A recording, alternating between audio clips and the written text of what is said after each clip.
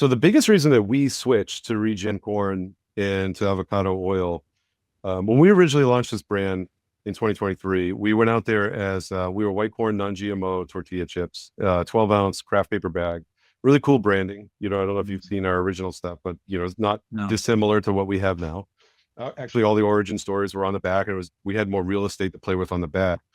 But as we went out to the market, weren't really getting credit for the attributes that we're putting inside the bag. Even though our chips were fantastic and tasted better than most of the competition in that category, we found that buyers were not as receptive because they saw it as like a one-for-one replacement. So when you're talking to the buyers, it's like they don't really know the difference between like white corn, yellow corn, flake corn, dent corn, cornmeal, corn flour, masteca. Like they just don't know. They're just, to them, it's a tortilla chip, and you're supposed to be Low corn 4.99. IQ, Yeah, unfortunately. you're 4.99 and you're 3.99 on CPR, right? And I was like, geez, man, like it was frustrating. And so really we went back and we looked at the data and like questioned ourselves. Like, when you're a chef-driven company, you're constantly questioning yourself. I think you have to be humble in this game and go to your consumer and say, like, what is important for the consumer, right? What does the consumer need, right? Like Right. it's like Steve Jobs is famous for saying this, like, don't develop the product from the engineering standpoint, you develop the product from the consumer standpoint and work your way backwards. And we do that in the restaurant business all the time, right? Like what can I get? How can I get people into my restaurant? What is the product they're looking for? And how do I provide it the best way? Um, and so we did that. And when we pivoted, we were like, let's up the game on the corn. Like, yeah, we were using non-GMO white corn. That was great. We knew the farmer. That farmer worked with us, and we were able to get some supply from them. They have more coming, and then we switched to another farmer to backfill basically what we could get, and that's where the flavor, the change in the flavor profile start to come in. But that was a very important part of the evolution. And when I looked at the data on the tortilla chip in the grocery category alone, it's a $4 billion category. 3 billion of that's owned by Frito-Lay. So Huge.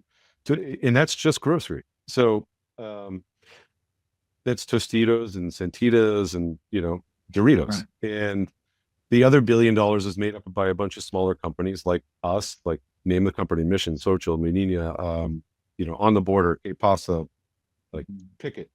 The biggest of those brands was Siete in late July. And when I looked at the growth of the other companies, it was really like plus or minus 1%. And the biggest movement is like Siete late July. And I'm asking myself, like, okay, so the consumer, this is what they're looking for a snacking chip that is a healthier alternative with creative flavors. And that's specifically the market that we wanted to move into. So we took ourselves out of that 12-ounce paper bag, kind of craft chip in there. And we moved it into this other category.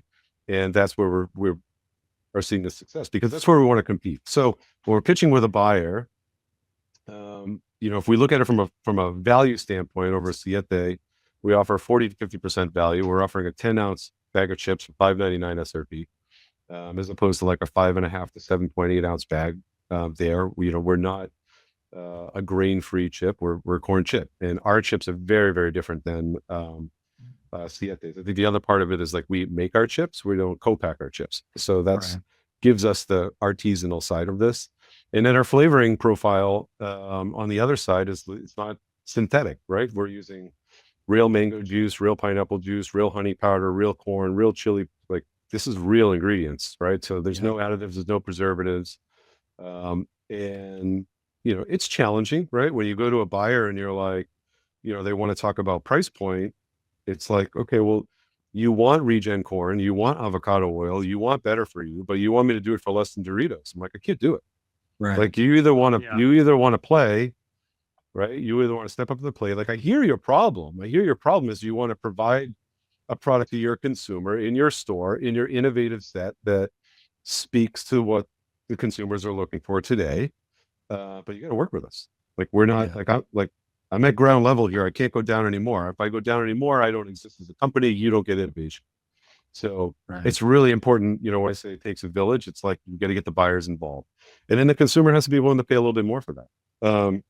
But as a category, I think it's important that you start to develop a new top three, right, in a category. Potato chips have seen a lot of innovation over the years.